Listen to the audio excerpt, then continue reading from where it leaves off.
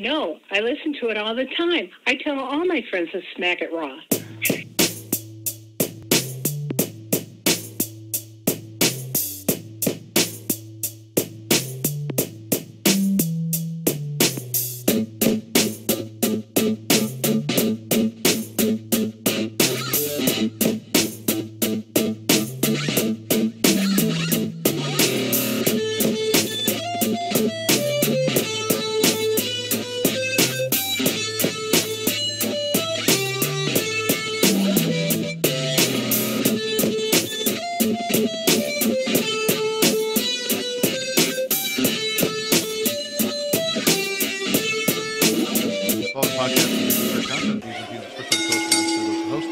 Is advised.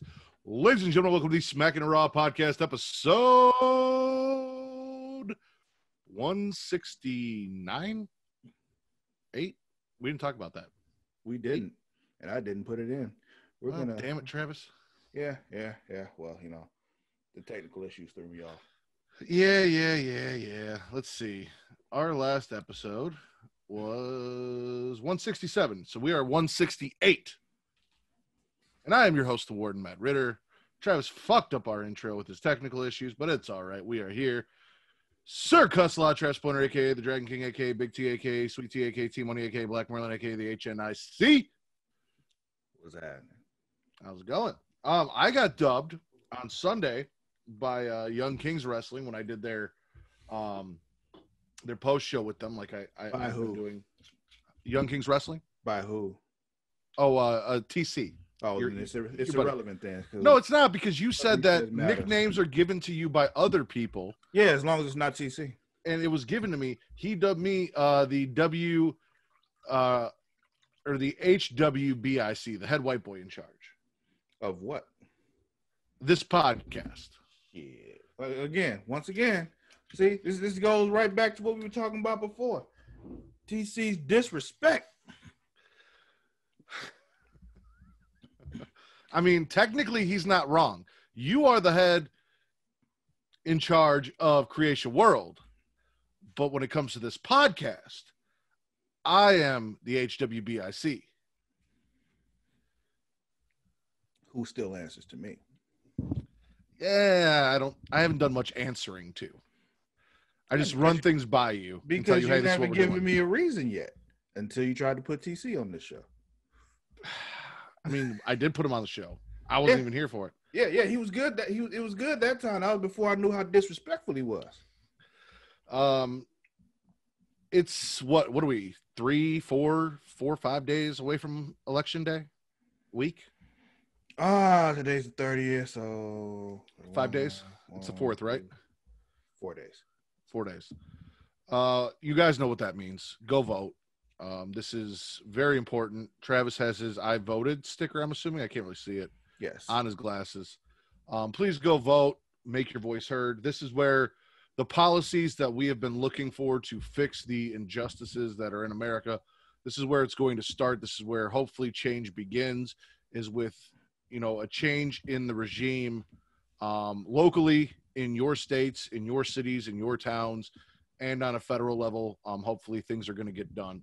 So this is the best chance you have.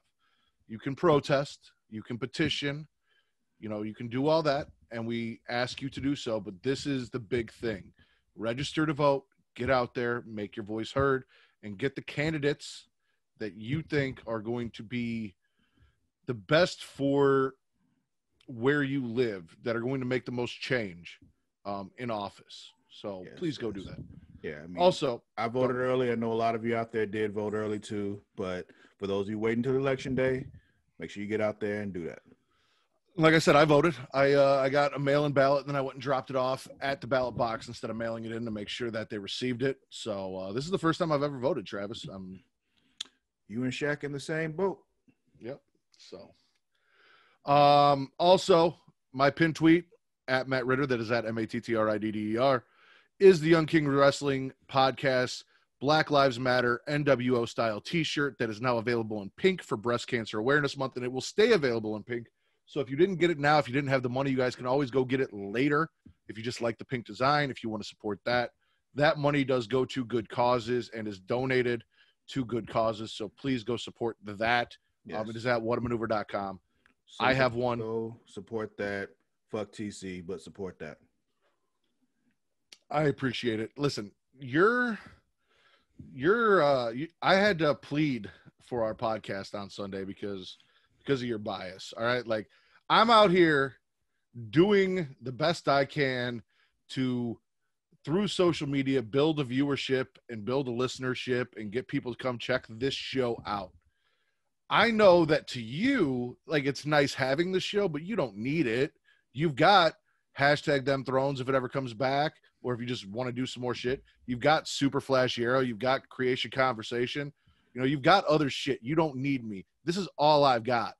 And TC's like, well, you know, if Travis is going to be like that, then blah, blah, blah, blah. I'm like, listen, you're not hurting Travis by not listening to the show. You're hurting me. All right? Like, Travis has still got his shit. I'm the only one losing out. So you got me out here pleading for our show over. Look, you don't need goddamn Bret Hart. TC's pity listens, all right? You don't. Yes, I do. You don't. Yes, I do. You don't. You don't. You think you do, but you don't. You don't see the numbers I do. I want all the listens, Travis. I don't want to lose any listeners.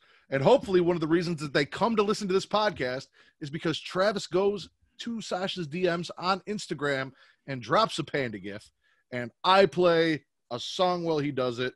And since we are literally get us a copyright claim on YouTube, I don't think this one will. We are literally 32 minutes away from my favorite holiday of the year, so I think this is a little appropriate.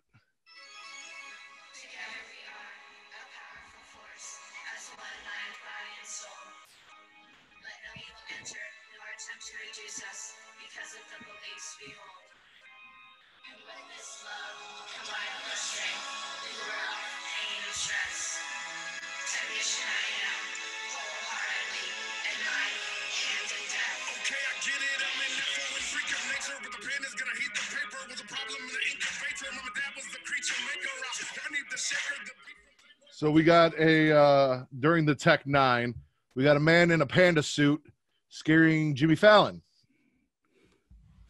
Yes, I figured we go with a scary panda for Halloween, you know. Yes. Oh, well, we're gonna talk about Halloween because I might not be happy with you tonight, but we'll see. We'll see. News and rumors, Travis, right off the bat, Twitch. So WWE has officially started this new Twitch regime change. So I did a little research because I saw that AJ Styles suspended his account. Mia Yim has suspended her account. Paige was crying, very upset, talking about having to make decisions and how she's, you know, used this since she can't wrestle. She's broke her neck twice for this company. They may be taking this away from her. Just a lot of shit going on. So one of the reports I saw said that WWE is making their independent contractors sign new contracts.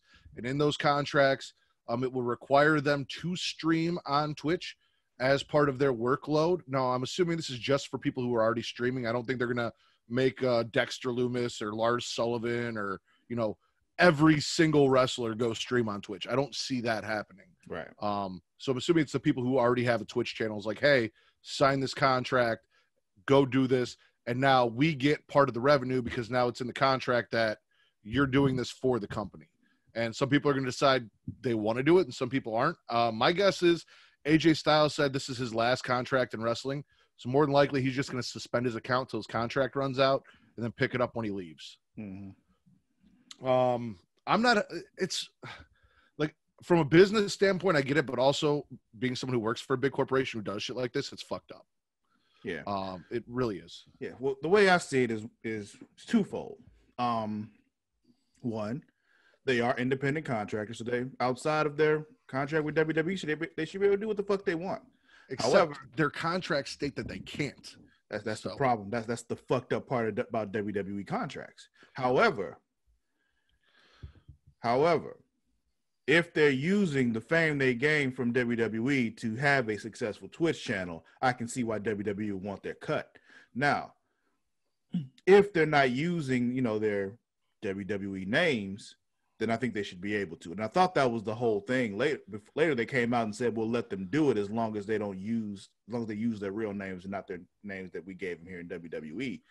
But that's not happening. That's not correct. Yeah. So I was gonna say Paige's name is Real Soraya. Mia Yim is not Mia Yim on her handle. Right. I mean, AJ Styles' name is AJ Styles. That's his shit. So I don't think WWE owns that. Right. He was AJ Styles before he came to WWE. So yeah. So we'll see. Speaking of the megalomaniac tyrant who's trying to take away Twitch streams from his wrestlers, Netflix has signed a deal for a multi-part Vince McMahon documentary in conjunction with the WWE. So Netflix will be coming out with a documentary about Vince McMahon, a multi-part documentary on Vince and I guess him taking over for his father and building this empire that is WWE. Mm-hmm. I mean, we'll see. Because if it's in conjunction with WWE, it's going to be a puff piece. So I don't give a fuck, really. But probably. Elias dropped a new album. It was an EP, 4 songs, all 4 bangers. Oh, really? Biggest babyface in wrestling. Or are you Travis. just happy because he's beating the shit out of Jeff Hardy? No, seriously, all 4 bangers. Like, you know, the House of the Rising Sun, that song. Mm-hmm. Okay, he does Amazing Grace, but to the tune of that song, and it's fucking awesome. All 4 songs, bangers. That's not a banger though, man. That's just a good song. No, it really is. There's a difference. You gotta listen. It's a banger, Travis. All 4 bangers. Just drop 4 bangers on us. The worst part about this album is that it's only 4 songs long. Give me 12. Give me 16. No, thank you. I actually paid for it. I dropped my money on it. I supported the man. Paid for that shit. Well, Max One, he's let us know before that he's not above paying for it. So no, that's true. Last but not least, and this is actually kind of sad, wrestler, former WWE, WCW, and ECW wrestler, and original member of the Full-Blooded Italians in ECW, Tracy Smothers, has passed away. Oh, damn, I didn't know that. Yeah, they had Little Guido and Blue Meanie on talking about him with Bully Ray on Busted Open, just sharing some stuff. But yeah, Tracy Smothers has passed away. So rest in peace, Tracy. Moment of silence for him.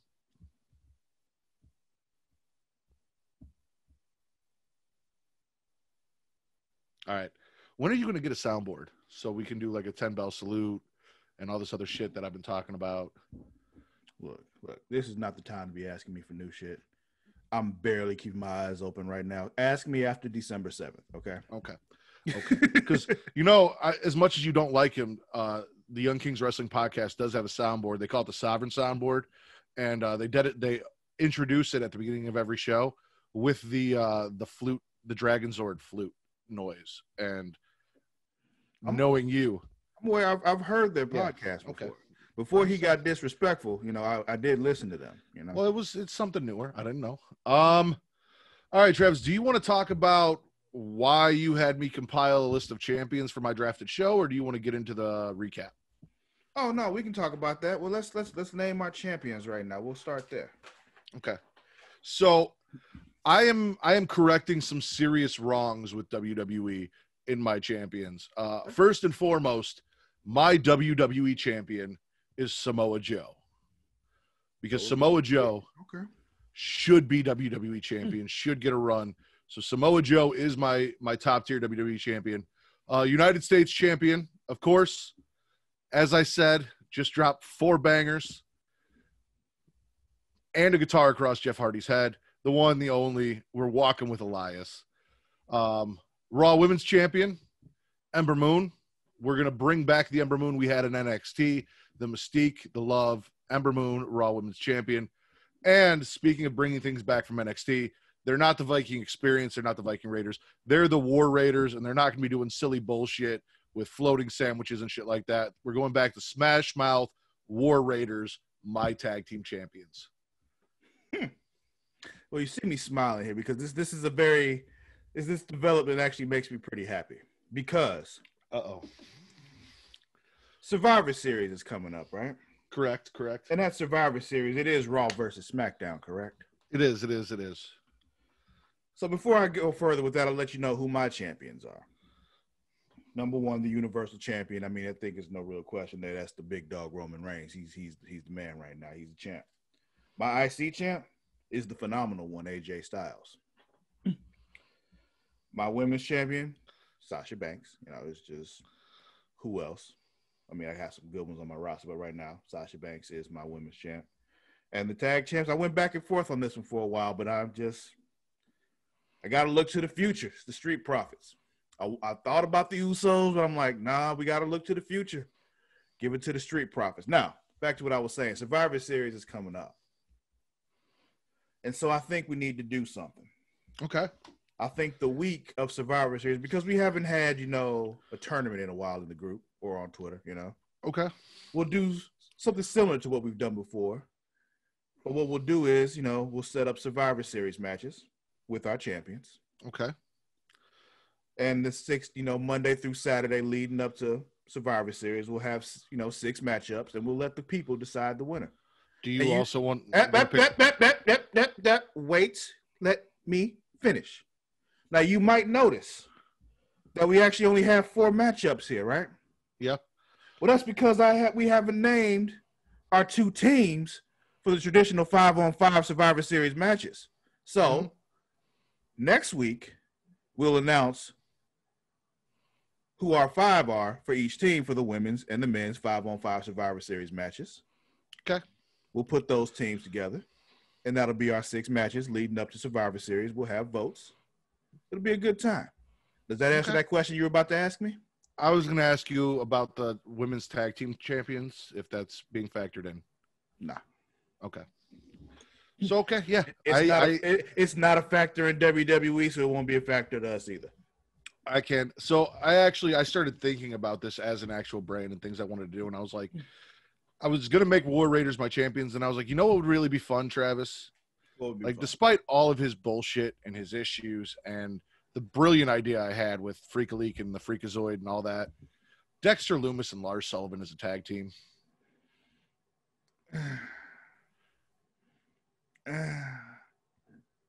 No, I don't like it. Really? I don't like it. Lars Sullivan isn't interesting to me at all. Well, there's a reason for that. They've ruined any kind of entertainment that Lars Sullivan could have brought, and he brought it on himself.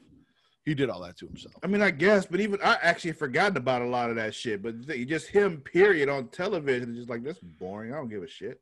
Well, let's talk about that. Do you want to talk Raw, SmackDown, and let's talk about SmackDown since we're here. All right. So we kicked off SmackDown the way we always kick off SmackDown within the last few weeks with Roman and Jay. Roman comes to the ring. Jay's already there. And basically, Game of Thrones style, even looks like Khal Drago. He said, bend the knee, Jay. Bend the knee, bro. Bend the knee. And to all of you, because I saw the chat in the group, and I'm just like, yo, what the fuck is wrong with y'all? Are y'all watching the same shit I am? Like, I feel like they're getting like an alternate WWE or some shit. Because during the Hell in a Cell pay-per-view, it was just such vitriol being tossed at this angle during that Hell in a Cell match. And quite honestly, I thought it was fucking brilliant. There's only one way it could have been better. Because the thing is, I knew what was going to happen. The whole time I knew it was going to happen, but I enjoyed it anyway. But I think what should have put it over the top to make him, submit and say, I quit. Well, for one, them not having the microphones and having to say it into the microphone was a problem for me, but we'll move on with that later. But I think, because they had, Afa and Sika show up, I think during the match, Rikishi should have been there.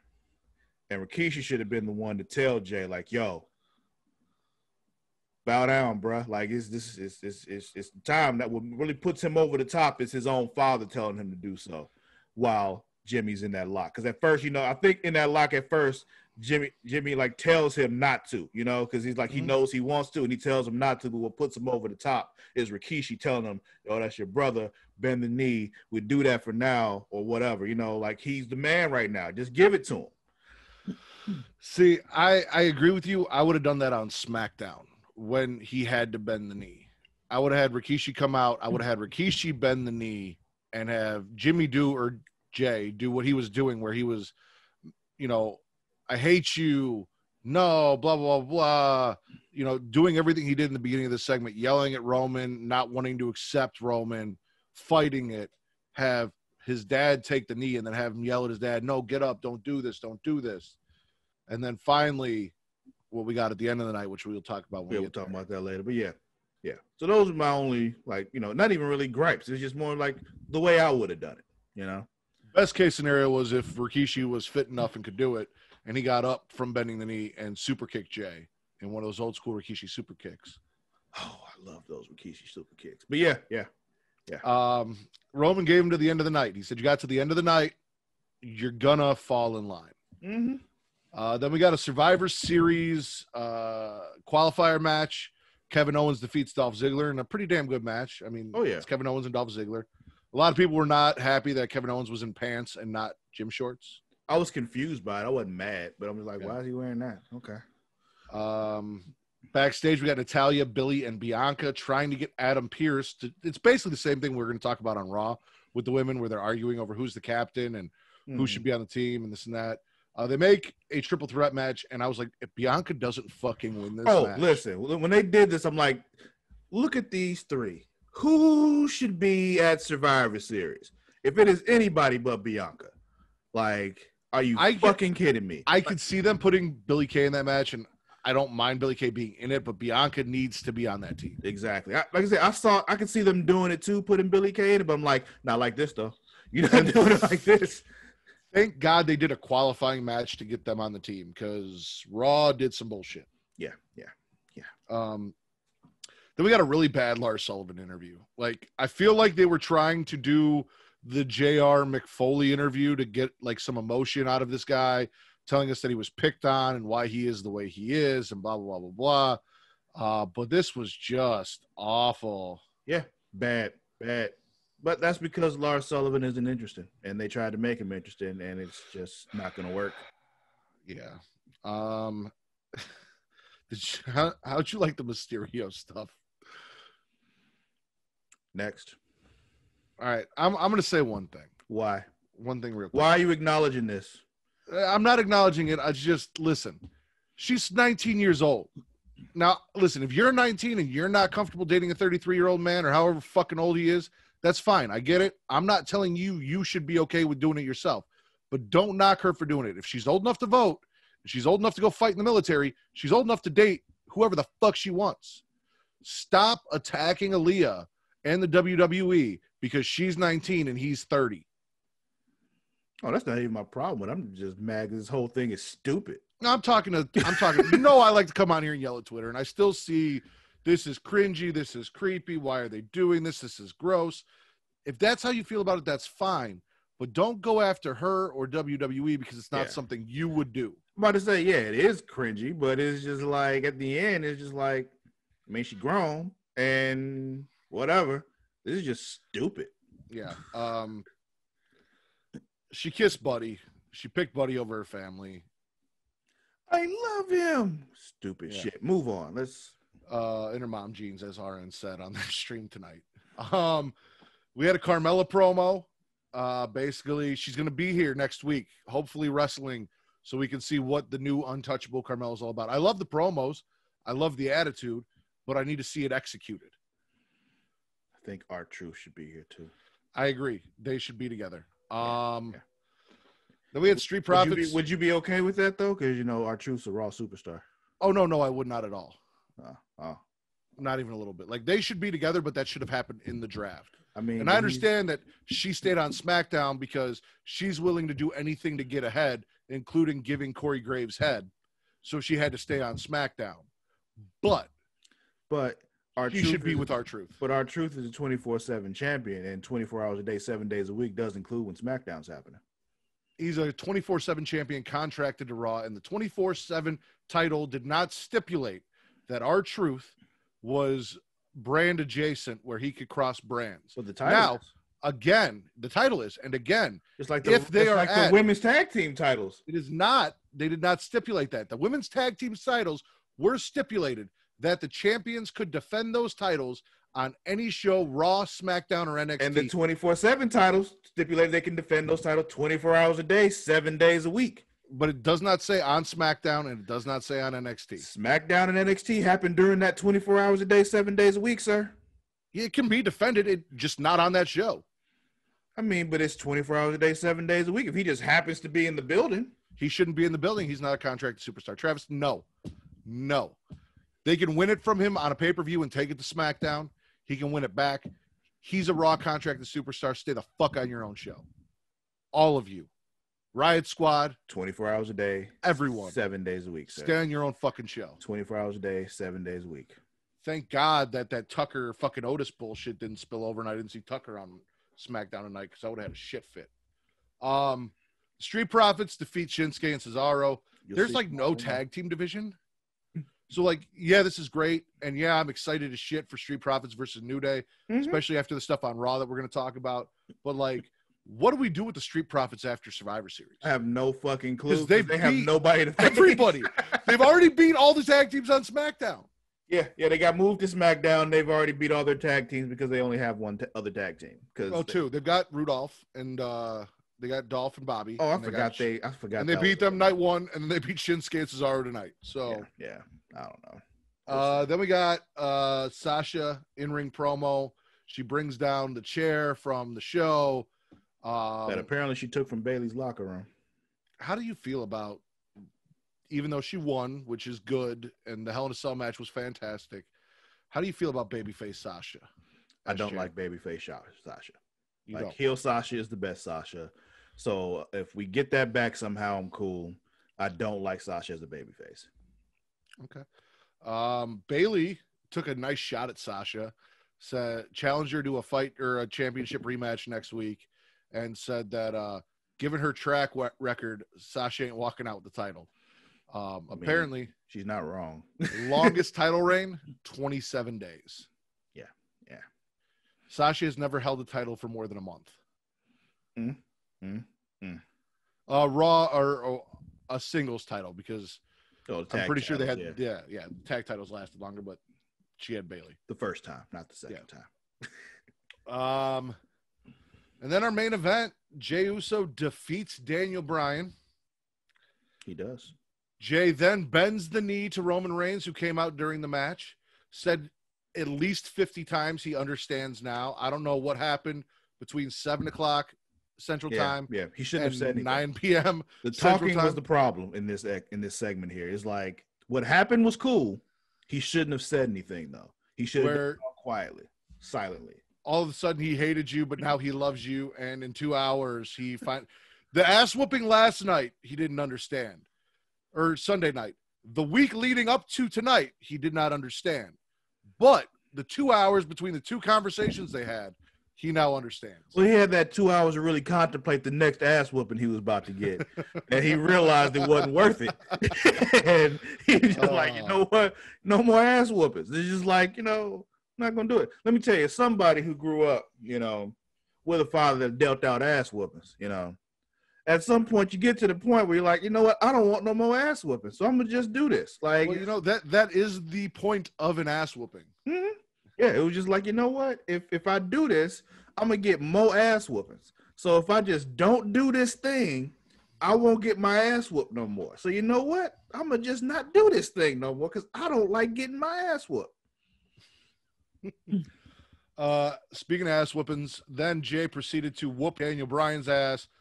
I didn't smoke weed until I left the house. Make him understand. You understand now. Make him understand. And Daniel Bryan took that ass whooping. I don't know if Daniel Bryan understood. He wasn't doing much talking. He may or may not have understood, but he got an ass whooping. So eventually he'll understand if they deal out enough ass whoopings. If WWE has taught us anything, is that if somebody takes enough ass whoopings, eventually they get it. Whether it's Jimmy Uso or Cedric Alexander, eventually you give them enough ass whoopings, they get it. Mm-hmm. We also had a Sami Zayn promo about his match with Bobby Lashley at SummerSlam. Shit. Did you see the Bobby Lashley promo on Raw? Was that good enough for Hulu?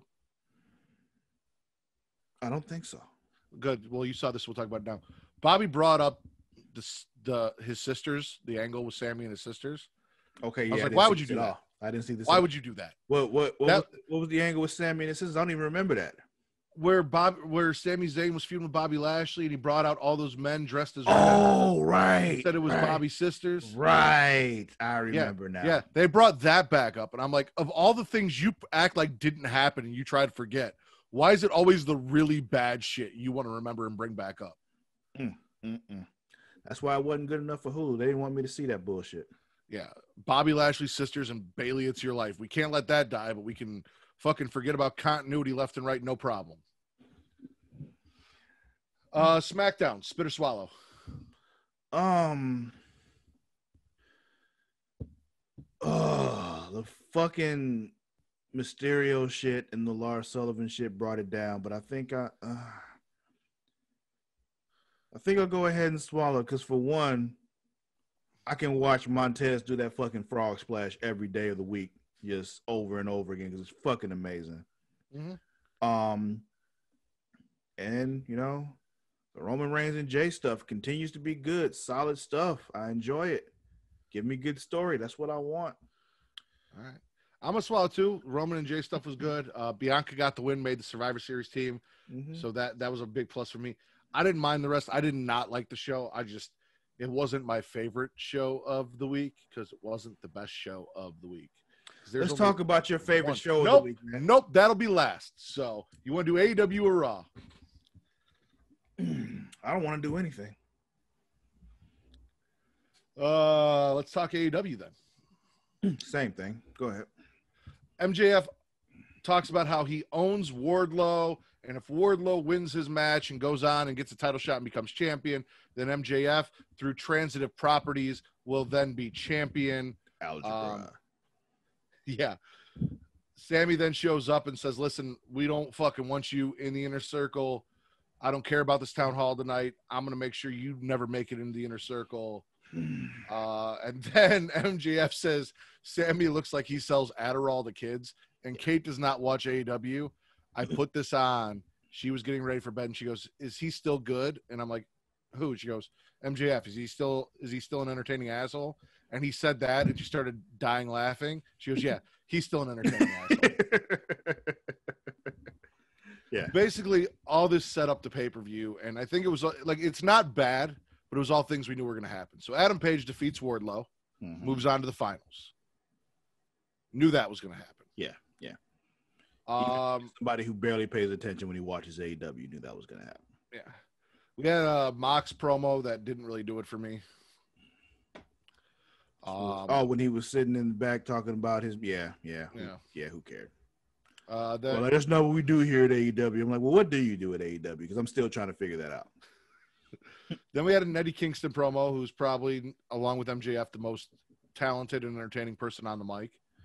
I still don't know how the bunny got back. Did we talk about last week about people telling me that I need to watch Dark? Did we talk about that? We went there, and I mentioned that if your best stuff is on Dark, it should be on TV. Yeah. He kicks the cameraman out of the ring, which I really enjoyed. Where he's like, I worked my whole life to be in here. Who are you? Get out of my ring. Yeah, I saw Made that. the cameraman get out. Yeah. Then he defeats Matt Seidel, or as you know him, Evan Bourne. He didn't go airborne. Yeah, he did not. It's really disappointing to see Evan Bourne and he doesn't go airborne. We do have Young Bucks versus FTR. They talk about how FTR attacked Matt Jackson's ankle. Matt Jackson said the injury won't stop the Bucks. And if the Bucks lose, they will never challenge again. And a lot of people were mad at this because they did the same thing with Cody. And then Cody lost, and he can never challenge for the AEW title again. No, Travis, I don't have anyone else to talk to, so you got to pay attention. Young Bucks versus FTR, match that has been years in the making. If the Bucks lose, they could never challenge for the AEW tag team titles again. Will they go away? No. They'll still be EVPs. They'll still be there. Then who cares? Do you think the Bucks are going to lose? No, they haven't held a title yet since AEW came on television. I doubt it. So the whole idea, my understanding was behind Cody losing was everyone was like, oh, all they're going to do is just make themselves all the champions. And Kenny's going to be champion and Cody's going to be champion. The Bucks are going to be champions because they're EVPs and blah, blah, blah. So Cody put that stipulation in place to prevent that from happening. Be like, see, look, I can never challenge for the AEW championship ever again.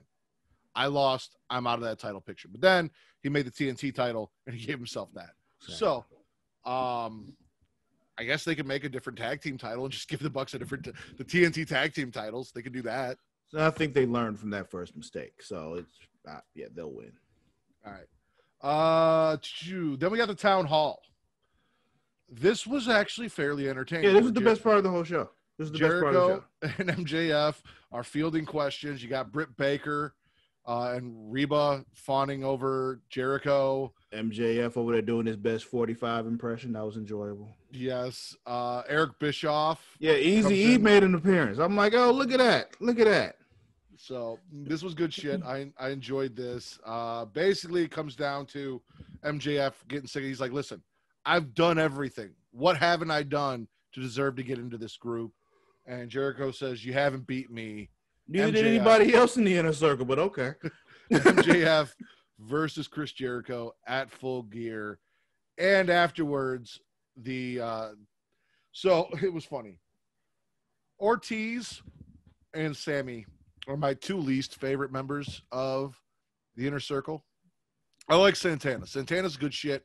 Ortiz with the Tigers, that's not my brand of cheesy. And I talked about this with the Young Kings Wrestling Podcast a little bit. There's a lot of comedy in wrestling, but not all comedy is for everyone. Mm-hmm. The stuff I saw Wednesday on the other show, I enjoyed all of it. The stuff that happens here, some of it I do, some of it I don't. Stuff that happens on WWE, some of it I enjoy, some of it's not for me. The Tiger style shit is not for me. Sammy, yeah, he's fun in ring. He's fine. He just doesn't do it for me. Jake Hager, he's there, wannabe Brock Lesnar, who's never around, so that doesn't bother me. I really like Santana. Santana's like but he wrestles in his boxer briefs. And I enjoy Jericho. So I kind of want MJF to win in the tag team match so he can get into the Inner Circle. I mean, but he doesn't have to win the tag match to get into the Inner Circle.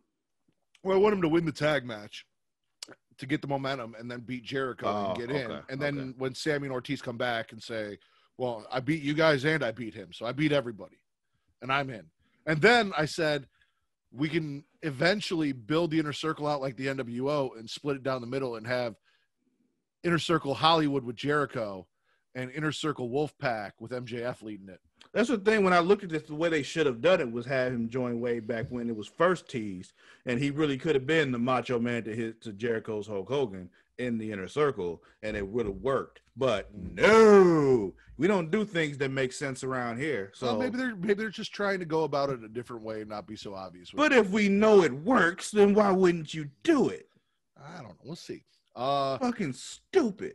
Team Taz still wants Willie Hobbs. He still hasn't given him an answer, and Taz has just given him all the time in the world to come up with an answer. All right. Then we have Orange Cassidy versus Cody Rhodes for the TNT title in a lumberjack match. And the lumberjacks, there needs to be in AEW classes where you teach these wrestlers how to properly be lumberjacks. Mm-hmm. And what the point of a lumberjack is. Mm-hmm. We also need to discuss the fact that if Orange Cassidy and the Best Friends are baby faces, they should not be punching Cody Rhodes in the face and cheating to let Orange Cassidy try and beat. I mean, in their defense, Cody punched them first, though. Yes, but Travis, as we've discussed, there is a stupidity in babyface mentality that must be maintained where you don't sink to the other person's level. Unless you like John Moxley or Stone Cold Steve Austin, or I also really didn't enjoy the fact that as the Best Friends are hitting Cody in the face and doing this shit, Dustin Rhodes and QT Marshall, the most useless man on the roster, sit there and watch. Just let it happen. Their brother get dropped and punched in the face. The only one that stood up for Cody was Arn Anderson at the end because Arn's a real motherfucking G. Arn's in the whole him getting dropped thing. I mean, honestly, they did him a favor. They didn't have to catch him at all. They could have just let him fall from up there, and it would have been a worse fall than when they dropped him. So, honestly, he should be thanking them. I agree. Also, the Dork Order got involved at some point. Shit. Yeah. They super kicked Cody, which allowed Cody, or they super kicked Orange Cassidy, which then set him up so Arn could punch him in the face, which helped Cody get the win. Yeah, how were they 2 of them able to get in the ring without the ref seeing? I don't get it, but okay, whatever. And then afterwards, the best friends are going back to their locker room. They are met by Miro and Kip Sabian, who said they want to squash the beef. And then beat the shit out of the best friends. And then the only ones who were dumb enough to think that was real were the best friends. Mm-hmm. Now, how do you feel about Miro being very upset about them breaking his arcade cabinet? Because I feel like you would be upset if you had bought an arcade cabinet. And especially if it was NBA Jam. Because like a lot of people are like, this is fucking stupid. But I'm like, this is something that I feel Travis can relate to. Yeah. If I had purchased an NBA Jam arcade cabinet and somebody broke my NBA Jam arcade cabinet, they might have to die. Okay. I get it. I 100% get it. I would whoop their ass every week. And then we got the second. That is the definition of on site. Which is what Miro's doing. Yeah. So it is on site from now on. So you're for this. I am. I'm 100% for them whooping the best friend's ass on a weekly basis. Plus hashtag fuck Chuck. Exactly. On top of hashtag fuck Chuck. It was already fuck Chuck. It is double fuck Chuck now. Now, this is where I give AEW some credit. They brought in Serena Deeb, who was part of the Straight Edge Society, who is the new NWA Women's Champion. Oh, that's her? Yes. Oh. So she was part of that, and then she was in the very first Mae Young Classic, and instead of getting signed as a wrestler, they signed her as a trainer, and she was training a bunch of the women we're seeing wrestle for WWE now. She then left WWE, went back to wrestling, and is now the new NWA Women's Champion, defeating Thunder Rosa, who was the NWA Women's Champion, who has been featured. So I love the fact that AEW... I didn't recognize her with hair. Yeah. I love the fact that AEW has opened their doors to the NWA and other promotions and allowed those promotions who aren't in the pandemic get some of their wrestlers some shine on AEW. Yeah, so Thunder Rosa. That can be what really kind of helps, helps boost up AEW too, because it's like, hey, we got all these different folks out here. Mm-hmm. No, they do that. They do cross promotion with AAA as well. Obviously, Kenny Omega is the AAA Mega Champion. They do it with New Japan because Jon Moxley is the New Japan United States Champion still, I believe. So their connections with other companies that WWE doesn't do is something that I find very interesting. Mm-hmm. And I'm looking forward to, when COVID ends, seeing more of that cross-brand exchange of talent between them and other companies. I think it'll be good for everyone. I mean, yeah, quite honestly, this is one of the things. I know some people don't like this comparison, but this is part of what helped make WCW successful. They worked with Japan, they worked with all these other foreign promoters and all that kind of shit to kind of help boost their rosters. They kind of had a mutual thing going on, especially with Japan. And it lets their wrestlers go work a different style and figure themselves out and get better working different opponents in a different place. Serena Deeb defeats Layla Hirsch here. One of the better AEW women's matches. Since they brought in Thunder Rosa and Serena, we've been seeing, even though it's one match a week, we've been seeing more and more better women's matches on Dynamite, so I do appreciate that. Yeah, you got to start Abaddon somewhere. Was supposed to have this spot. Who? Abaddon. I'll have to send you a picture of her. You're probably not familiar with her. You probably missed her. She was fighting Tainara Conti, who was from NXT, Tay Conti, who she teamed with Anna Jay. Little Brazilian chick with the big butt. Yeah. Okay. I remember Judo that. girl. Yeah. Okay. On Abaddon's throat, and Abaddon actually had to go to the hospital for it. So they ended up cutting that match from the show. I heard that the Shawn Spears match replaced it, but it might've been the Serena Deeb match because they did this like right after she won the NWA title the night before. So they may have talked to them, flew her in, and done this match to replace that match for their show. Then, like I said, Shawn Spears defeats a jobber. Now, Travis, did you enjoy this? Because there's something in here that I thought would really go over with you. After Shawn Spears defeats a jobber, he gets into it with a black bull in the crowd who comes in the ring and reveals that Scorpio Sky is the black bull. And what's funny about this whole thing to me, besides the obvious, was that once again, I barely pay attention to what's going on in AEW. I didn't even know they were in the middle of a feud, but they mentioned Scorpio Sky before this match. And then there was this random dude in like, completely covered by this damn, costume because, obviously it's him because he's black. So if he had anything that was showing, it was him. So she's like, oh, obviously it's Scorpio Sky. And oh, lo and behold, it's Scorpio Sky. I'm so shocked. And yeah. So, well, and that's what I said. You need to start taking things from Dark or being the Elite or wherever you're building some of these stories.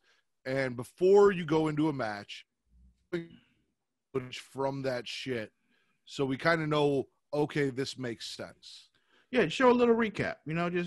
Just a little thing. Remember how on Raw and SmackDown they used to do like the Raw Rebound or Raw Rewind or whatever the fuck. Just like just give you a little something like, well, remember this, and then now watch. I can't guarantee I'm going to listen to every word that the commentators say. And we're going to talk about that because it's not just AEW. Because while I'm doing this shit, I'm doing work, I'm taking care of a child, I've got other shit going on. So I can't listen to every single word the commentators say. So I may miss some shit. But if you play a video, I can see it. I don't have to hear everything. I can see what's going on. Final match, also a semifinal match in this singles tournament. Kenny Omega defeats Penta. How have you, I really want to talk to you about this. How have you viewed this new version of Kenny Omega these last 2 weeks? Same way I view the rest of AEW. Okay, so let me run this by you. I doubt it'll change your opinion, but I just want to see. So my take on this whole Kenny Omega from last week, which you didn't watch, but I'll tell you what happened, and then this week. Okay. So last week they ran down all of Kenny Omega's accomplishments. Yeah, this week came out. Well, this was all of his championship wins the first time. Okay. So they ran down all that, right? All the things he's done in wrestling. Mm-hmm. Because everyone talks about how he shouldn't have been in a tag team. He should have been a singles wrestler. He's the best wrestler in the world. So they say, this is everything that you say about Kenny. Here it is. Then, and I may be looking too deep into this, but I don't think I am. He has 2 women in bikinis with brooms in his entrance, which is something that is very un-Kenny-like.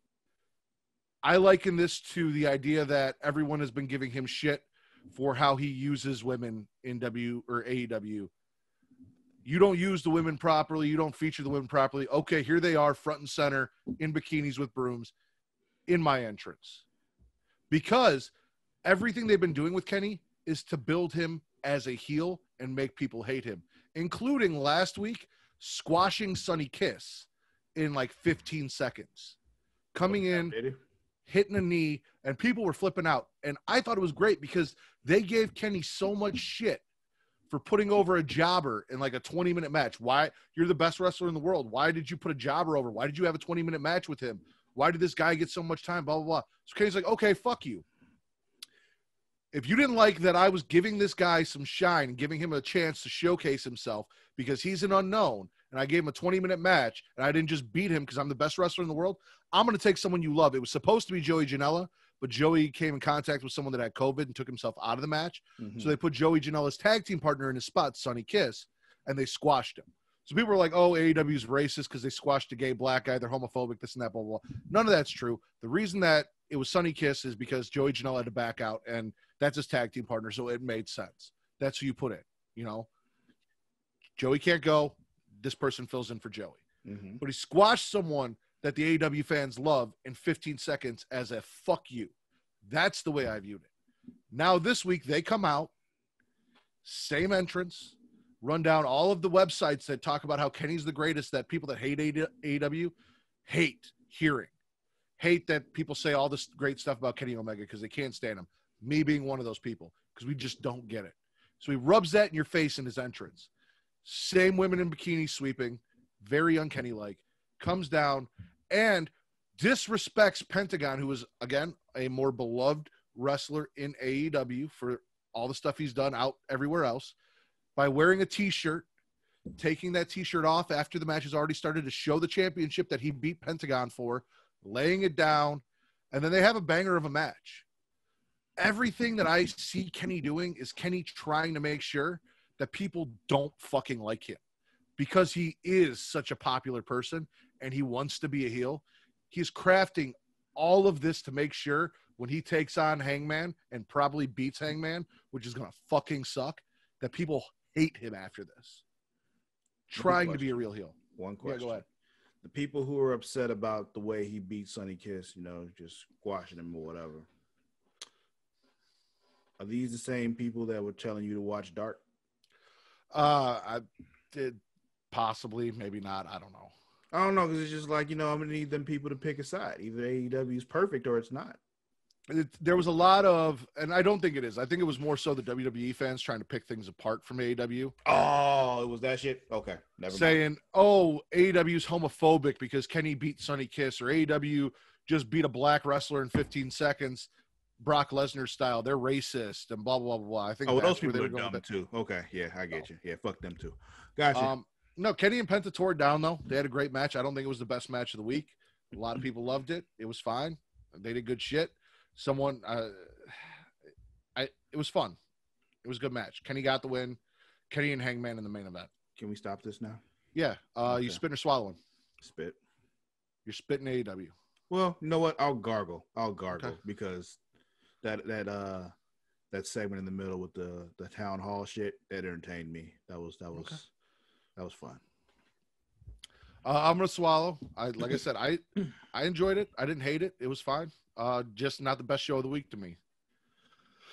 Which means Monday Night Raw. Now this, in my opinion, personal opinion, I don't know if you agree, worst fucking show of the week. I mean, AEW still happened this week, so, you know. This was trash. So Drew addresses him. Lou comes out, addresses his loss, says he'll be champ again. Then The Miz interrupts to brag about how he won the Money in the Bank. Drew headbutts The Miz. They try and double team him, but he basically beats up Miz and Morrison. Because Drew versus unless they're going to have the Money in the Bank on the line again and have Drew beat The Miz for the Money in the Bank so he can cash it in later, which would be awful in my opinion.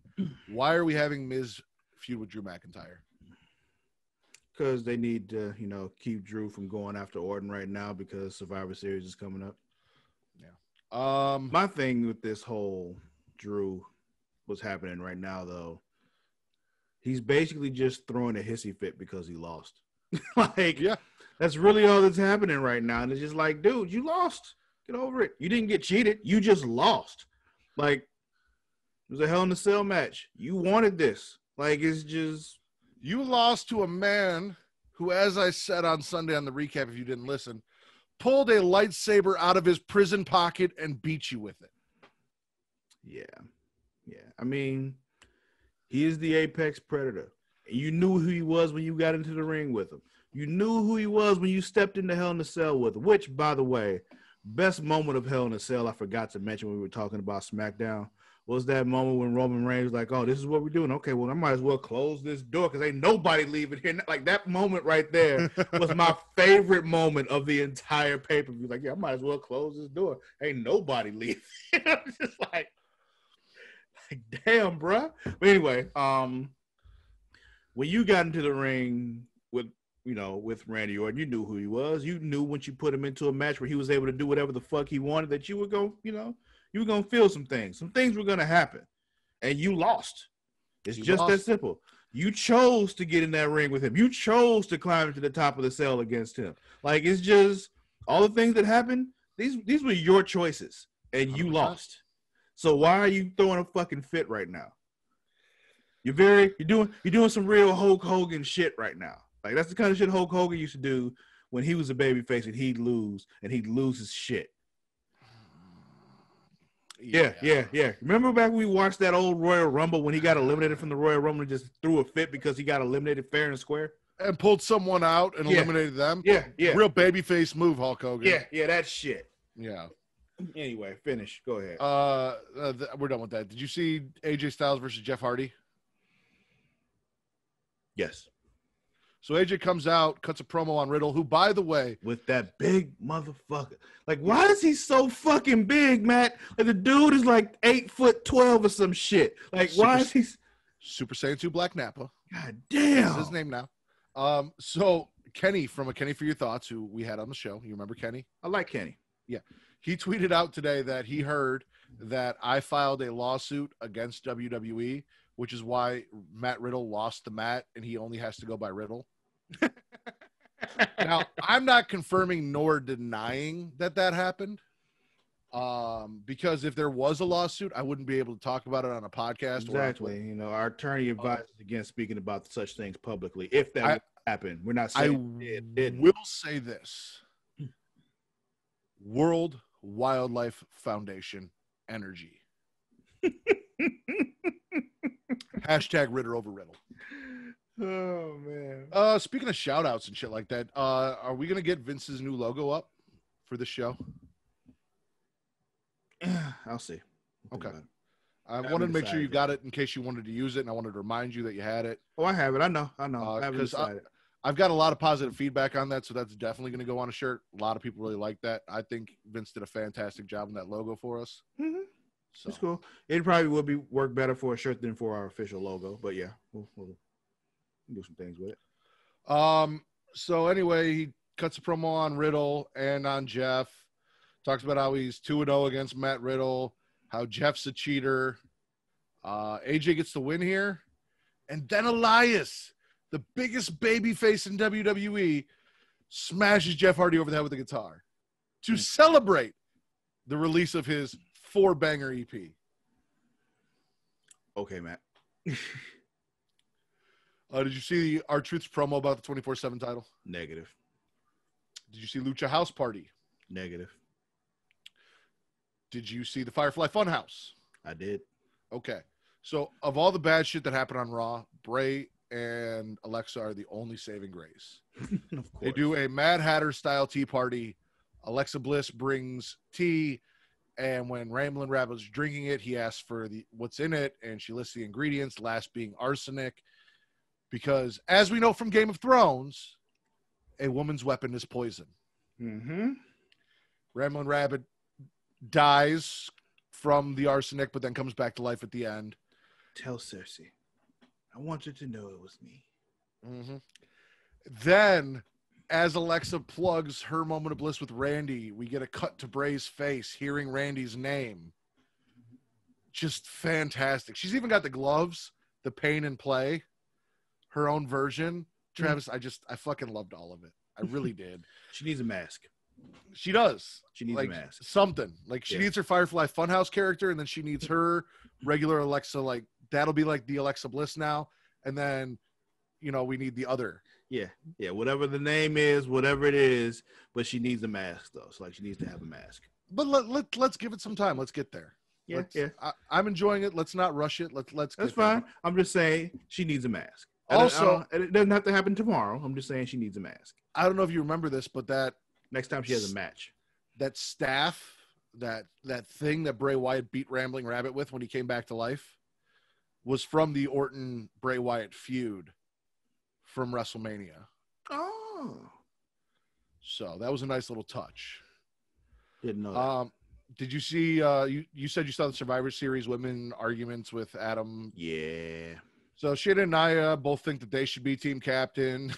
My favorite part was when Nia asked Shayna if she was on Shayna's list, and Shayna's like, no, for who should be on the team. But they're basically talking to Adam Pearce, saying, hey, Nia's like, I should be team captain. Here's my list of who should be on there. Shayna's like, I should be team captain. Wait a minute, Here's Matt. my list. Yeah. I didn't see this part. I only saw the part in the ring. Okay.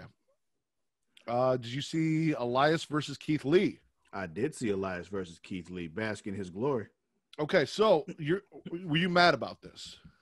About what?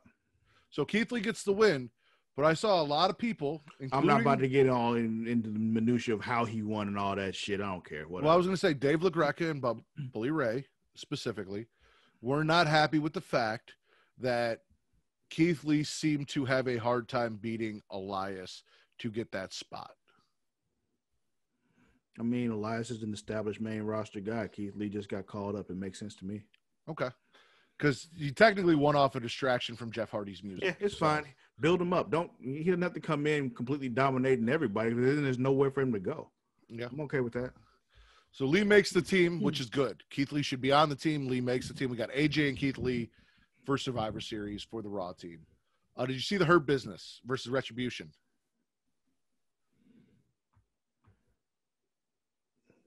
No, elimination tag team match. No, I didn't see that. Oh, Travis, there was some shit there. I thought didn't they have a one-on-one match? No. So Shayna and Nia confront Dana and Mandy about Survivor Series. Did you see that backstage? No. Did you see The Miz versus Drew McIntyre? Yes. Drew beats The Miz. Yeah, no shit. Did you see the New Day promo for Survivor Series? I did. Don't go full Dawkins. Do not go full Dawkins. We know he's sleepy. Don't go full Dawkins. The New Day are dressed as the Street Profits, just talking shit. And then Asuka shows up, and Asuka is trolling, and it was fantastic. Doing just all of it. I loved the whole thing. I loved all of it, every bit of it. Yeah, this segment was the only time I saw it. Well, I think maybe I did see that match with the Hurt Business. It was an elimination tag match, and during it, Mia Yim had a crack fit. No, I didn't see it. Okay. Then we got Drew guaranteeing that Randy Orton. Did you see that backstage interview thing? Yeah. Yeah, Drew guarantees that RKO will have a moment, but it will not be of bliss while he's talking to Charlie. Yeah, because he's throwing a hissy fit because he lost a match. Yeah. And then we got Adam Pearce and the weird ginger guy that Nia Jax hates announcing the 5-woman team. So no qualifier matches. They're just going to make a team for Raw, which pissed me off. That I saw, yeah. Because why the fuck is Naomi not on this team? That's why she's going to join the Hurt Business, because she's getting looked over. So we got the tag champs, Shayna and Nia. They added Dana and Mandy. They just got a pass. And then the last spot is either between Lacey, Nikki, Lana, or Peyton Royce.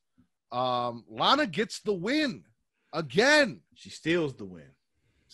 Gets the win. Yeah. Remember, I'm the one that always says a W's a W. I'm not knocking her for it. I'm actually commending her for it. You do what you got to do to get that dub.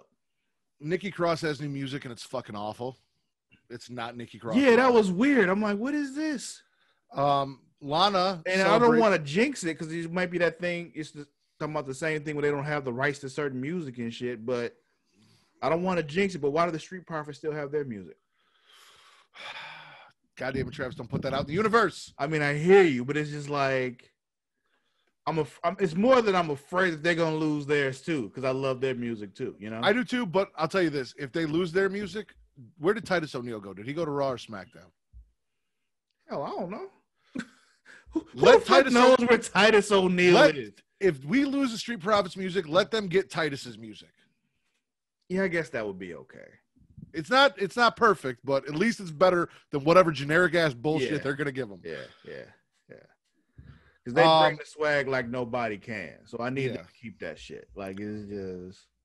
Lana gets put through the announce table again. She's celebrating with Nia Jax. Yeah, this is actually one of those things. Like, some people may not like it. I think it's funny. Yeah, no. So Kyle over at the Smack Raw podcast was talking about it, and he goes, "It was funny, and then it wasn't. Now it's funny again." Yeah. That's kind of how that shit works. Did you see Randy Orton talking about how he's not scared of Alexa and Bray? Yes. Yep, that's basically all that was. Randy said, "I ain't scared of Alexa or Bray." He's still going to go out and do the moment of bliss, knowing full well that it could be a setup. He doesn't care. Do you see Riddle versus Sheamus? Yes, I did. Sheamus gets a spot on the Survivor Series team, defeating Matt Riddle. Cool. Listen, story, bro. Hashtag Riddle over Riddle all day long, but I don't know what Matt Riddle did to get shit on like this, where he's just losing all of his matches on the main roster all the time. I don't know if it's the bro. I don't know if it's the shoeless thing. I don't know what it is, but they're just shitting on this guy. Whatever. And then last but not least, in the main event of the night, we have the moment of bliss with Alexa, who was dressed in a custom Child's Play Chucky outfit. This isn't the first time she's done it, but this was custom with the Yowie Wowie to the Firefly Funhouse, which I really fucking love. Last week when she made her debut on the Firefly Funhouse, she had a sweaty Freddy sweater that wasn't exactly a Freddy sweater. It was her version of a Freddy sweater. So her doing horror movie cosplay really does it for me. Fucking love it. She did this whole innocent, absent-minded character that she does fantastically while interviewing Randy, making mention of burning houses down. Randy's like, that's it. Where is Bray? Where's the Fiend? Drew McIntyre comes out. The lights go out. The Fiend's on the ramp. Randy's stuck between Drew McIntyre with the Fiend behind him. And Randy picks the lesser of two evils and goes towards Drew McIntyre and says, fuck the monster behind me. Yeah. Now, this got a lot of shit. People are like, oh, so what? If you don't see the Fiend, then he doesn't attack you. I think this is a longer play. I think this is Bray playing mind games with Randy. Yeah, he's not gonna attack him because he feel like he don't need to yet. That's all it is. Like, I have no reason to attack him right now. He's scared. That's getting in Randy's head. That's the thing. He wants you afraid of him. Mm-hmm. And so if you're already afraid of him, he doesn't need to act until it's time. All right. Not good enough for Hulu, Monday Night Raw edition. We had an R-Truth promo talking about the 24/7 title. And how he can defend it 24 hours a day, 7 days a week. So basically this led into what ended up being a tag team match between the remaining members of the Lucha House Party, Gulak and Tozawa. So basically R-Truth said, you got all these people coming after me and my title, and they got a match later on. I'm going to go Scout. So they have this match. Truth comes down to Scout. The match falls apart as everyone's trying to pin Truth and take the title away. Lucha House Party ends up getting the win in the match, and then they all chase Truth out of the arena, trying to beat him to get his 24/7 title. Run, Truth, run. Then, as I said, Shayna and I are both backstage arguing over who's the team captain. They've got lists for Adam Pearce. He doesn't seem very interested, but says he'll take it into consideration. Then later, Shayna and Nia bump into Dana and Mandy, and Dana and Mandy say they're undefeated as a tag team, and not only are they coming for the titles, but since they're undefeated, they think they should be on the team. Yes, they are undefeated in their, 3 matches? Undefeated is undefeated, Travis. During this whole exchange between Shayna and Nia and Mandy and Dana, Angel Garza shows up with a rose and gives the rose to Nia Jax. And Shayna's like, really, Angel? And Nia's like, yeah. And I really, and Vince is not happy about this, but I really want a China Eddie Guerrero thing between Nia Jax and Angel Garza. That would be funny, and I'm with it. Like, I'd enjoy that too. By the way, I'm undefeated in mixed martial arts. The Hurt Business defeat Retribution in an elimination tag team match.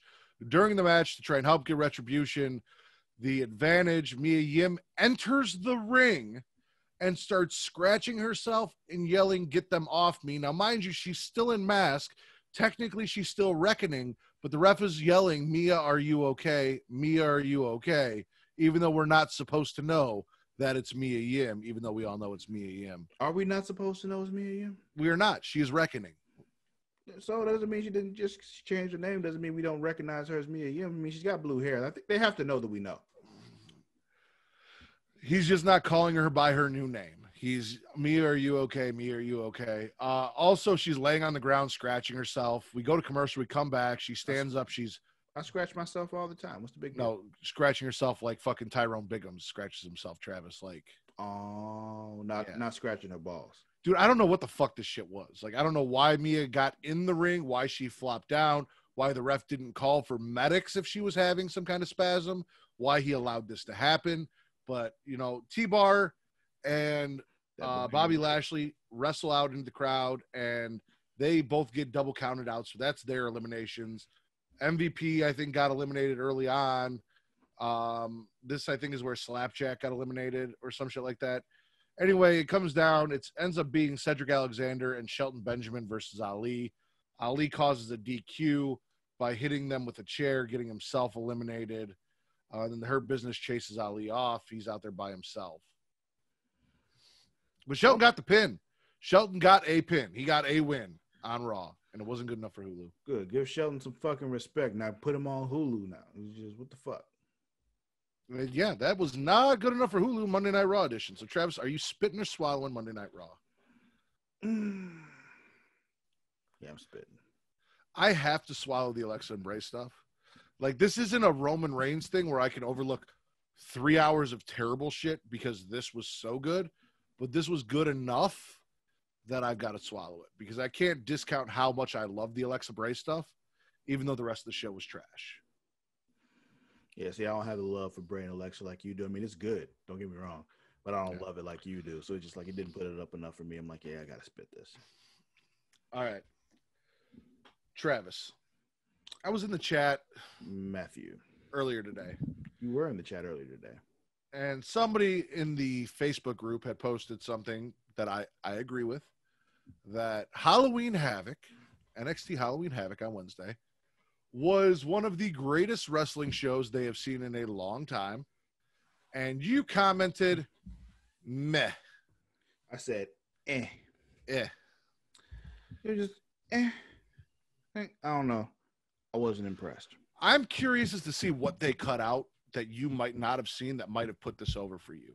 Maybe. Because there was some shit in there that I can't believe you didn't enjoy the show. Because first off, we kick it off with a North American title match, Johnny Gargano versus Damian Priest. It is a Devil's Playground match. And this is what I was talking about, where first off, Shotzi was fantastic as host, doing the spin the wheel, make the deal. She didn't do the William Shatner stuff. She changed outfits, really, really loved what she was doing and really sold the role. And I thought she did a fantastic job. And that might just be partially my bias, but even Kate thought she did a good job. So I didn't hear the announcers say what the match was, because again, I can't listen to every word they say. Mm-hmm.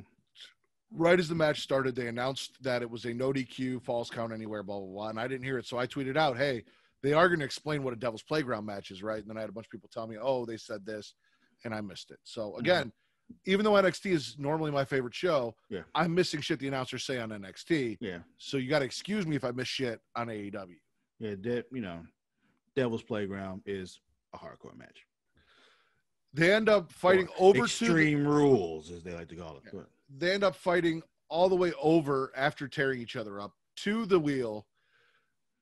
Someone dressed as Ghostface shows up and gives Johnny the assist. He does a spinning DDT off of the wheel, hits Damian Priest with a tombstone, gets the win, and is now the first ever two-time North American champion. Even though he hates wheels, apparently. Yes, he hates wheels, which was, I think, the best part is like he hates wheels, and then the wheel gave him the assist to get the win. Does he drive? No, Candice drives. But he sits in the car. Yes. That has 5 wheels. Yes. But he hates them. Correct. And that makes sense to you. Yes. Okay. Travis, there are a lot of things I hate that I have to use every day. He doesn't have to use that. He can walk. He can. There are a lot of things I hate that I use every day that I don't have to use, but makes my life easier, even though I don't like them. Yeah, but you don't go out of your way to tell people how much you hate them, though. I feel like that's the entire point of this podcast. Is me and my Twitter is me going out of my way to tell people the things I hate. Well, I could say that for me about AEW, but no, I don't go out of my way for AEW. I do AEW because you basically force me to. Yeah. Then we had Pat. So this was probably my favorite segment of the night, segment-wise. Pat McAfee and the new tag team champs come out, and McAfee breaks down everything. Him hiring Ridge Holland taking out Adam Cole, him taking out the Undisputed Era, how he came in contact with Birch and Lorcan, why he picked them, how they got together. Kyle O'Reilly then comes out because he's the last surviving member of Undisputed Era. And Pete Dunne comes out with, well, not with him, but to join Kyle O'Reilly, hands Kyle a chair. McAfee, Lorcan, and Birch back out of the ring. And Pete Dunne then smashes Kyle O'Reilly with the chair, takes Ridge Holland's spot in this faction, a faction that I am very now interested in because even though I know you know who they are, but you don't really care. Lorcan and Birch were two guys that busted their ass, that put a lot of people over, that worked real hard. And in NXT, that's a place where they show appreciation for that. So I was really happy to see those guys get some shine and get someone like McAfee to make them more interesting as champions. Because I will say they don't have that it factor, that pop. Like, they're great in-ring workers. They put on great matches, but they don't have the charisma. So now they've got McAfee. Then you add someone that I love like Pete Dunne, who's just a fucking beast to this, to feud with Undisputed Era with War Games coming up. Dude, this is fucking beautiful. Yeah, and this is one of those things where it's like, it wasn't bad, but my thing, I'm watching this, and maybe it's just because I don't trust the British. But oh no, I was with you. I knew 100%. Like, it's 100%. Like, he's about to turn on him. Like, oh yeah, this is what's gonna happen here, right? Yeah, right. Up, and there's a chair shot. Yep. I think that's more.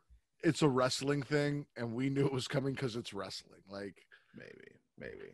I had no doubt in my mind, especially because Pete Dunne has had issues with the Undisputed Era in the past, that Pete was going to crack Kyle O'Reilly, and I was waiting for it. And when it happened, I was like, yes.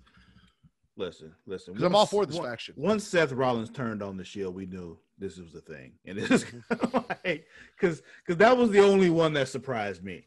Like, in like recent years, I could think that's the only betrayal that has surprised me in recent years. And that's not even that recent. That was a long time ago, actually, if you really think about it. That was like 6 years ago. Yeah, exactly. So, but yeah, no, I'm all for this team. I'm excited. It's another faction in NXT because NXT does factions, and Travis loves factions. Travis does love factions. Then we have the. Did you see the Regal and Cameron Grimes stuff and the Haunted House of Terror with Dexter Lumis? Yeah, this was the only interesting thing all night. Fuck you. So Cameron Grimes is freaked out. He's talking to Regal. Regal has this evil, British, devilish tone to his voice, and he's just enjoying the fear that Cameron Grimes has. Cameron's like, so you wanted me to have a match in the ring, right? Because the ring is here, but you're like, hey, let's go to a van. We're going to go to the parking lot. No, we're going to go get in the van. And then in the van is Michael P.S. Hayes dressed as a fucking pumpkin. Yeah, man. Dressed as a goddamn pumpkin. Hayes. Oh, man. Singing Bad Street. Because it's Halloween Havoc. And, yes. That was another touch, was Johnny Gargano killing the pumpkin, the Halloween Havoc pumpkin, inflatable pumpkin. Yeah. Then we have Escobar versus Atlas in a cruiserweight title match. Nope. You didn't see that? Nope. All right. You saw the Haunted House of Terror, though, right? Yep. And you enjoyed that. I did. I'm a little, like, I love this, but I'm also a little disappointed because, like, when they did this with Randy and Bray, why didn't Bray get cool contortionist zombies and shit? Like, so you like this, but your problem with this is that Bray Wyatt didn't get this. Yeah, like, well, no, because they did the same thing with Bray Wyatt. So, like, where was Bray Wyatt's cool contortionist fucking zombies that fucking fold around and walk all crazy? Basically, Dexter Lumis went back in time and grabbed all of the evil Japanese ghosts from the early 2000s and put them in this house. This is the Ring. This is the Grudge. This is all that shit. And they're just like walking backwards and bending all weird and crawling around. And it was fantastic. Scaring the shit out of Dexter Lumis. Or Cameron Grimes. I loved when Cameron Grimes like started stripping down to get the shower with Dexter Lumis's sister. Yeah, who clearly was not going to be, it was clearly not going to be a good thing. Like, you're in this haunted ass house and you decide you're going to strip down and hop in the shower with somebody now. Dude, I loved really? It. I loved it. You fucking idiot. Dexter just being everywhere, following Cameron, but he doesn't know he's being followed. And then the little bit of brawls, the referee with the face and just all the shit they did. This was great. Cameron ends up getting attacked by the contortionist zombies, throws one over a gate, runs away, and walks all the way back to the Capitol Wrestling Center. We're going to jump to it. They finish the match. He comes inside, passes out in a graveyard, realizes he's in the graveyard. More contortionist zombies chase him into the ring where Dexter Lumis is. The fight continues. Lumis body presses a zombie that they referred to again as his sister, which is just great. Yeah. Ends up choking out and then petting Cameron Grimes. Dexter Lumis gets the win. We get the end at it. But did you really get the win, or is it just over at this point? Like, it's just over. But like, he didn't win because there was like, it wasn't really a ref to giving a decision or anything. It was just like, all right, you're done now. It was great. Did you see Rhea Ripley versus Reina Gonzalez or Raquel Gonzalez, Giant Gonzalez? I was about to say, are we going to stop calling her Giant Gonzalez? Okay, but yeah, I did see it. Dude, they beat the shit out of each other. Like, this was a hard-hitting, big Haas match. Like, they really went at it. I was really impressed by Giant Gonzalez here. I will say the one criticism I had for Halloween Havoc was that Giant Gonzalez was not dressed as Giant Gonzalez. But other than that, no, this was a fantastic match. They beat the crap out of each other. Rhea got the win. I really enjoyed it. This is not like Kate and I were talking about this. This isn't the wrestling style that you expect to see from the women. This was very much a JBL, Ron Simmons type, back and forth beating. Yeah, you don't expect to see this from women, but we got that, and I enjoyed it. I did. We don't get enough of those matches anymore. You didn't see anything with Drake Maverick, did you? Nope. This is why you didn't like Halloween Havoc. And when I tell you what happened, it may change your mind. Actually, hold on. I didn't see it, so it doesn't matter. No, Travis, hold on. I actually saved this. And I'm going to send it to you, and you're going to fucking watch it. Because you're going to fucking love this. Where did I put it? There it is. I'm texting you a video now. Travis, trust me, you need to see this. Okay. Is it so a video or is it a link to a video? It should just be the video. You should probably send it to me on Twitter then. Okay. We'll do that then. While I'm doing that, talk a little bit more about what you enjoyed about the Reina Gonzalez match while I'm trying to get that shit up. No, I mean, we already talked about it. It's just we don't see that kind of thing from women. Like the last time, I don't think I've ever seen that from a women's match. Like even, if we get like Natalya versus Beth Phoenix back in the day or something like that, we didn't get a match like this. Like, and typically it's the kind of match that the IWC really hates because it's, the slower pace kind of match. But I like those anyway because it's just, beat the fuck out of each other. Like, let's get a fight here. Technical marvels aren't always the best. Sometimes you just need to fight. I agree with that. I'm just going to send it to you here because this is being a pain in the ass.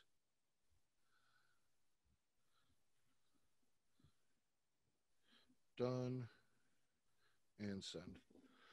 And then I can get back to my notes while you wait for that to come through. Where'd you send it? I sent it to the Travis and Vince Delgado DM because it was being stupid.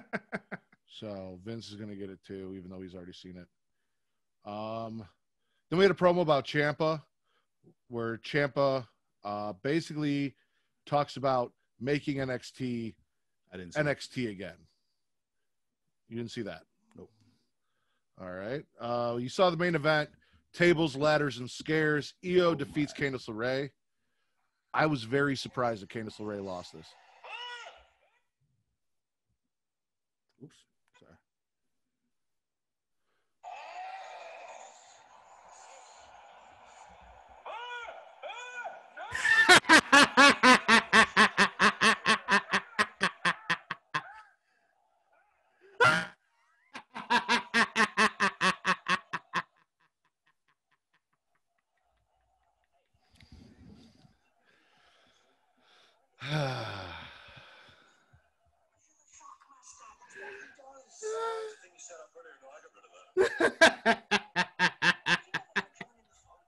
First you don't like the gear, then you didn't like the logo, then you hated the music, and now you want to join in this. How long this took me? Fine, I'll wear it. What?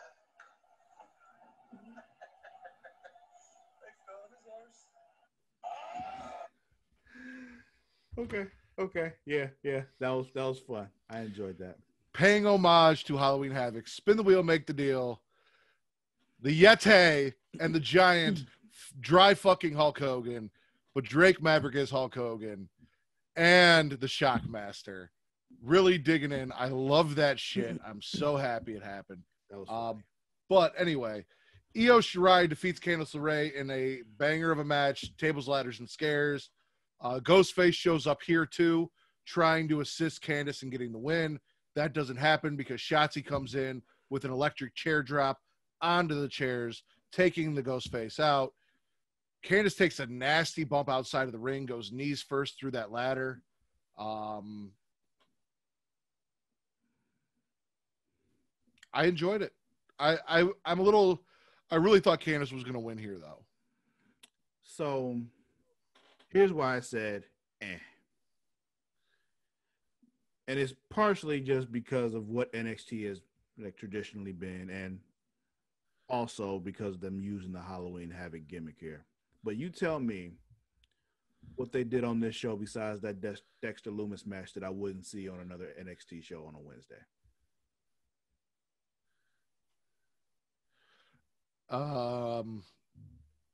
Everything with Shotzi Blackheart. Talking about the spin the wheel, make a deal. That's called Raw Roulette. We see it all the time. What else you got? We don't see it all the time. And that's something that you would not see on NXT, which was your question. Not on a WWE show. You said on NXT any week. That is something. Shotzi hosting. The entire way they redid the Capitol Wrestling Center for the aesthetic of Halloween Havoc. The callbacks to WCW that they did in the show, which you wouldn't see on just a regular episode of NXT. What more are you looking for, Travis?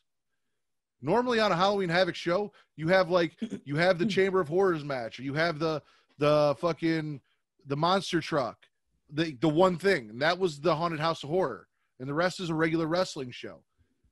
You didn't see the Rey Mysterio homage that Escobar did, wearing the pants designed after Rey Mysterio's Halloween Havoc outfit for the Cruiserweight title match. But you can see a Cruiserweight title there, but that was a feature of Halloween Havoc. You know, they did that with Jake Atlas, and they paid homage to why Halloween Havoc was great, and I thought put on a very entertaining show. You're not going to see a TLC match on a regular episode of NXT every week. Yeah, but you'll see a ladder match, though. It's like you've seen them on NXT shows before. It's just, to me, it wasn't really, I don't know. It just didn't really blow my socks off. And mind you, this technically wasn't a pay-per-view. This was technically a regular pay-per-view, but what I'm saying is a special event. It didn't feel that special to me. You know, like Great American Bash felt like an event to me when they did that one. Like that was I thought cool. This was way better than Great American Bash was. Like I thought Great American Bash was good, fun, fine, whatever. I thought they knocked this out of the park. This is definitely my favorite thing I've seen from NXT all year long. That's fine. You're allowed to be wrong. I'm just saying we disagree. It's fine. It didn't really do it for me. You're such a disappointment. I am swallowing NXT I've heard that saying before. NXT is the best show of the week. I mean, I'm still swallowing it. I'm not saying it was bad. It just wasn't as great as people were building it up to be. Not good enough for Hulu, by the way. NXT edition was the Escobar defeating Jake Atlas match, with Escobar honoring Rey Mysterio in the Rey Mysterio Halloween Havoc tights.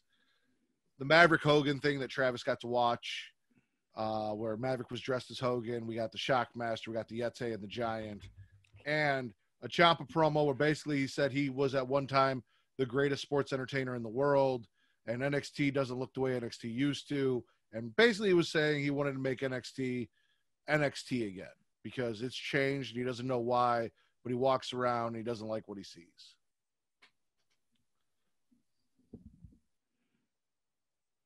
Okay. Like I said, I'm swallowing NXT.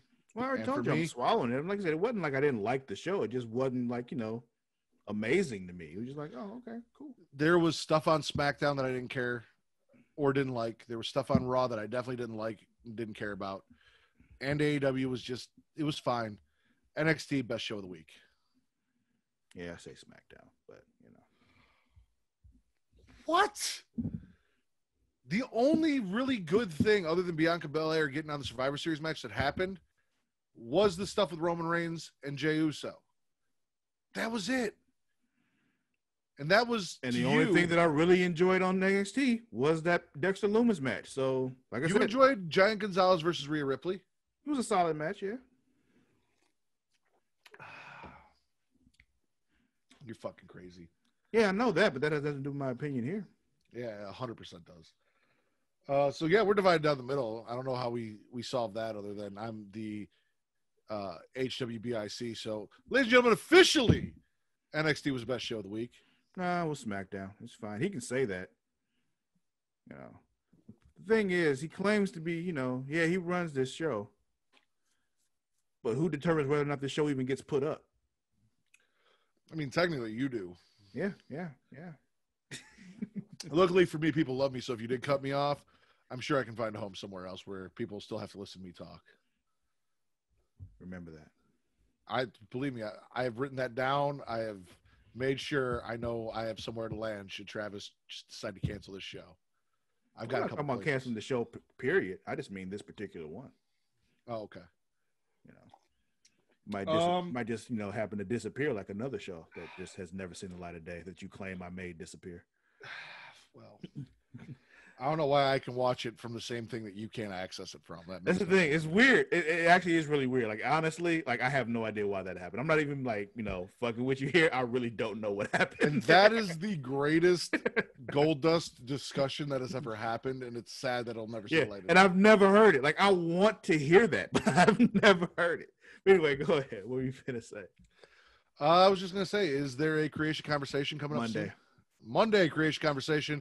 I will not be on it, but you should still go watch it. Nope, you certainly will not. And it won't be happening during October, so you won't even have to feel bad because there's no, Fucking disappointing. Other than that, nothing else we got to plug? Not right now. All right, ladies and gentlemen. Well, stay tuned for our Survivor Series matchups. I will be putting polls on Twitter and Facebook at facebook.com/groups/SmackinItRaw and Twitter at Matt Ritter. Yes, our Survivor Series matchup. What did I say? No, I said the week leading up to Survivor Series. The week leading up to Survivor Series, there will be polls that you can vote on to determine who you think would win in Travis's For the Culture UPN broadcast of SmackDown and his champions versus Raw is Ritter and his champions. For whatever reason, let me just point out that the IC champ on that brand is a white boy from Georgia. Just saying. Okay. Just saying. I thought that you were going to point out that on Twitter they determined that you had the best roster. I mean, I wasn't going to go there, but since you brought it up, I mean, I didn't say it. You did, but yeah, the Twitter universe has determined that my roster was the best roster. Fuck all 16 of you that voted. I can't help that I know what I'm doing. Fuck all 16 of you that voted. And then Katie was determined on the Facebook group to have the best roster for her NXT pick. Is there like a third social media outlet that you put it up on that maybe you won? Yeah, my personal Instagram. No one can see or access. And nobody can see, so you're the only one that voted at you. Correct. You determined yourself. And I won. So fuck you. So that's a 3-way tie. Win's a win. W's a W, baby. Oh, man. As I said on Twitter and Instagram, at The Creation World, that is at THECREATIA World. That is the brand that encompasses everything that is Creation World, including the Smackin' Raw podcast, Super Flashy Arrow of Tomorrow, and currently the Creation Conversation, and any other podcast that Travis gets a wild hair up his ass to create and do and invite everyone but me on under this brand. Mm-hmm. You guys might even bring in outside people and only do them with outside people. Would never do it with Matt. Exactly, like Vince or any of the other people I introduced him to from all the hard work I've done. Except TC, because, well, don't worry, TC. Travis will need a day off. We'll get you back on. Actually, we'll talk about that after we're done here. But soon, actually. Okay. Yeah. You also can find Travis on Twitter and Instagram at Sir Cussalott. That is at SIR_CUSCLOTT, where you can go talk to him about how petty he is or how he should treat me better. I would really appreciate it. He'll ignore you, but, just show your love for me. Let him know how valuable I am to his team, because he makes it sound like I'm underappreciated. You guys can find me on Twitter at Matt Ritter. That is at MATTRIDDER. You guys can find us on Facebook. Let me just point out that, he complains, but he gets to host his own show on my brand and nobody else does. But go ahead. Facebook.com/Creation World. There, all the videos are posted on Facebook if you want to watch us on Facebook. And then they're shared to other groups. But you can find everything there for Creation World. Also, Linktree/Creation World will get you YouTube, Pornhub, Patreon, and the Teespring merch store. There will be very soon, once I get the time, a new shirt going up, unless Travis does it before me, with the new Smackin'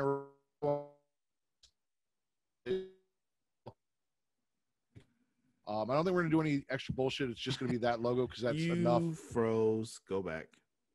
To what point? When you started talking about the shirt. Vince designed it. It is the new logo for Smackin' Raw. It is in the Raw is War style. I don't think I'm going to add anything to the back. If Travis gets it up before I do, then we'll do that. One of us will get it up soon, though. Yeah, not necessary. It's going to be its own thing. Possibly a hashtag Ritter over Riddle shirt. Other people are using that hashtag, and I appreciate that. Flex Eddie and JJ, thank you for supporting hashtag Ritter over Riddle. And if I win Survivor Series, there will be a Raw is Ritter t-shirt going up at the Teespring store that you can rock. So go check that out. Audio forms, Linktree/Smackin' It Raw. You guys can find us there. Most importantly, though, YouTube, if you are listening and you haven't, go subscribe to YouTube. Get our YouTube numbers up. Help us out. Yeah, man. And all Pornhub. You listeners out there that were listening to the audio form, just go subscribe to the YouTube. What's wrong? What's Because they probably already, they're like, oh, they're going to plug their shit and they turn the show off and they don't hear this part. I need to do it at the beginning. Yeah, that might be what we need to do because it's just like, yo, there are way too many of you listening to the audio version not to go and subscribe to the YouTube. Like, get it together. Just get us to 100. Yeah, that's all we want. Just get us to 100 and then we'll talk about 200. Exactly. And then we'll talk about 500, then exactly. 1,000, then, 500,000 because I'm never satisfied. For Sir Cussalott, Travis Pointer, I am the Warden, Mad Ritter. We are Smackin' It Raw. We are the #1 wrestling podcast on Pornhub. Peace.